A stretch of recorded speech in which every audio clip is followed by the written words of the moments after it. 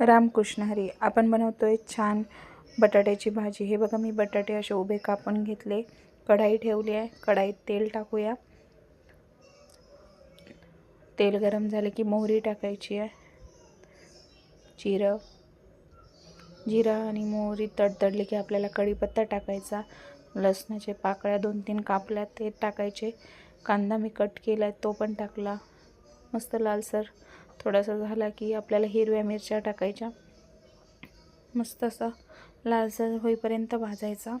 त्यामध्ये हळद पावडर टाकायचं, नमक टाकायचं आणि थोडासा काळा मसाला आहे हा घरचा तो टाकायचा. थोडेसे धनियाचे पत्ते टाकायचे.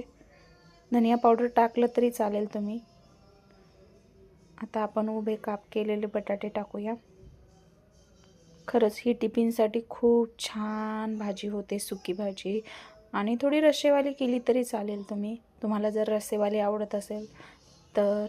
खूप हे माझ्याकडं कराळाचं कूट आहे, शेंगदाणे, कराळ, तीळ हे मिक्स आहे, त्याचं कूट आहे ते टाकते मी.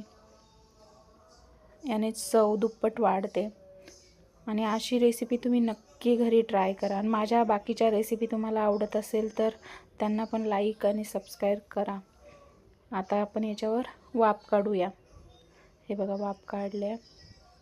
आपली भाजी मस्त तेल सुटलं आणि खरंच खूप अशी वाफून भाजी बनवली ना खूप छान होते आणि चवीला पण छान लागते.